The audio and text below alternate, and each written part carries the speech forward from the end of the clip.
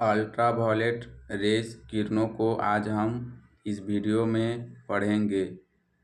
इससे पहले मैंने एक्सरे और गामा रेज को आपके साथ एक्सप्लेन किया था।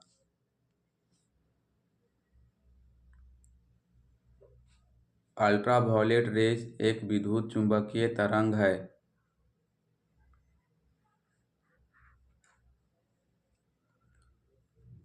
और यह मुख्य रूप से सूर्य से प्राप्त होता है। अल्ट्रावायलेट रेज प्रकाश की दिशा में सीधा संचरित होती हैं। जैसा कि आप सभी जानते हैं कि speed of light 3 lakh kilometre प्रति सेकेंड होती है, यानी कि लाइट 1 सेकेंड में 3 लाख किलोमीटर ट्रेवल करती हैं।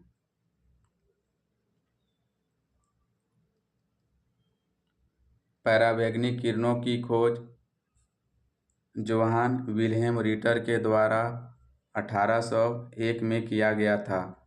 थोड़ा सा डेट को याद रखिएगा। आइए अब हम इलेक्ट्रोमैग्नेटिक वेव के अल्ट्रावायलेट रेज के कुछ प्रॉपर्टी को देखते हैं, जैसे कि अल्ट्रावायलेट रेज का तरंगदैर्ध्य 10 नैनोमीटर से लेकर के 400 नैनोमीटर तक होता है। अगर हम इसे घात के रूप में व्यक्त करें तो यह हो जाता है 10⁻⁻8 मीटर से लेकर के 10⁻⁻6 मीटर तक। अगर हम अल्ट्रावायलेट रेज का फ्रीक्वेंसी देखें तो इसकी फ्रीक्वेंसी 7.5 इंटू 10⁻14 हर्ट्ज से लेकर के 3 इंटू 10⁻16 हर्ट्ज तक होती है।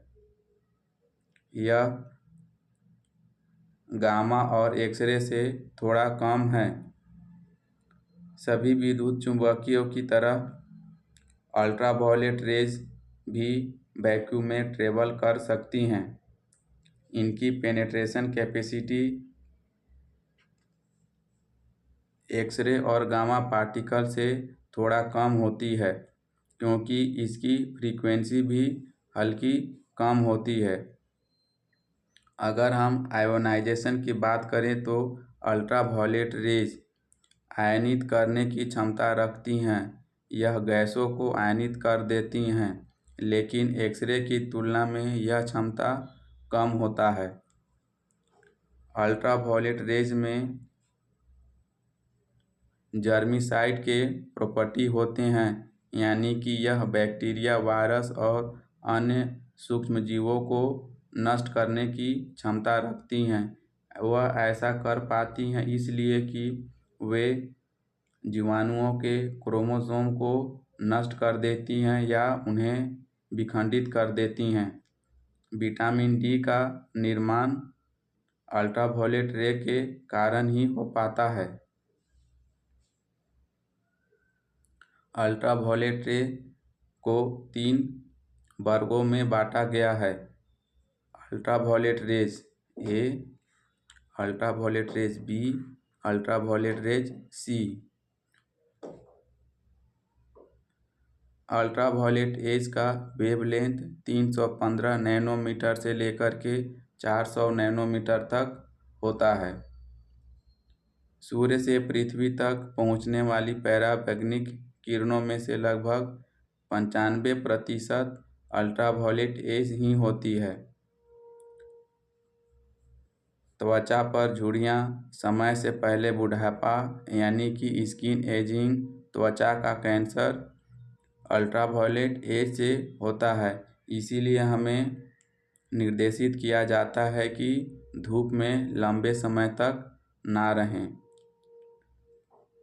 अल्ट्रावायलेट पी, जिसका वेवलेंथ 280 नैनोमीटर से 315 नैनोमीटर तक होता है, इसका अधिकांश भाग पृथ्वी के वायुमंडल ओजोन लेयर के द्वारा सोख लिया जाता है।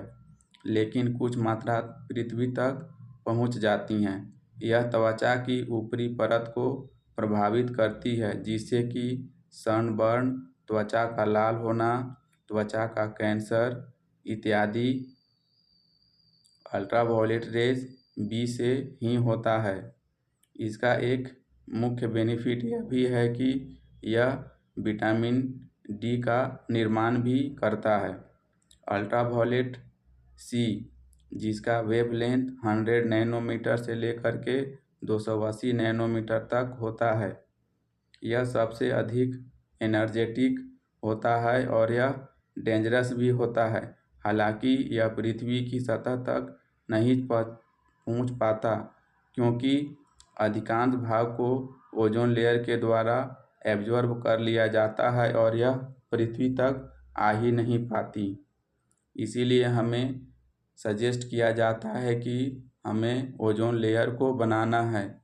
अगर ओजोन लेयर कम हो जाएंगी तो पृथ्वी की सतह पर ज़्यादा से ज़्यादा अल्ट्रावायलेट रेज आएंगी और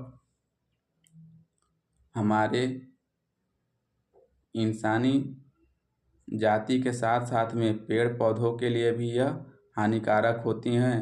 कुछ दिन के बाद पूरी सभ्यता खत्म हो सकती है। अल्ट्रावायलेट रेज का प्रयोग मेडिसिन बनाने में, मूड स्विंग में सुधार के लिए, कैंसर के इलाज के लिए किया जाता है। खासकर सोरायसिस, एक्जिमा और सफ़ेद दाग के इलाज में इसकी महत्वपूर्ण भूमिका होती है। अल्ट्रावायलेट रेज में जर्मिसाइड के गुण होते हैं। यह आमतौर पर जीवाणुओं के क्रोमोसोम को नष्ट कर देती है या उन्हें विखंडित कर देती हैं, जिससे कि जीवाणु मर जाते हैं, सस्टेन नहीं कर पाते। इसी गुण के कारण हम जल शोधन में यूवी का प्रयोग करते हैं। खासकर आरओ ओगरा में आपने अल्ट्रावायलेट सोर्स को माउंटेड देखा होगा। इंडस्ट्रियल पर्पस में हम इसके एप्लीकेशन देखें तो फेक नोट को डिटरमाइन करने में फोरेंसिक एक्सपर्ट के द्वारा भी आपने इसका यूज देखा होगा। खासकर ब्लूप्रिंट वगैरह जो होते हैं, जिसे बोलते हैं कि मुजरिम रंगों हाथ पकड़ा गया, यह अल्ट्रावायलेट रेज के कारण ही हो पाता है।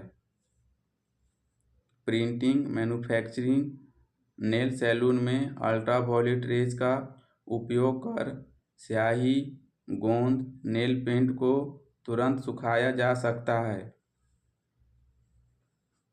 कीड़े मकोड़ों को आकर्षित करने के लिए बैग जैपर में यूवी किरणों का उपयोग किया जाता है। अगर यह वीडियो अच्छा लगा तो वीडियो को लाइक कर दीजिए और चैनल को सब्सक्राइब कर दीजिए। आप सभी का धन्यवाद।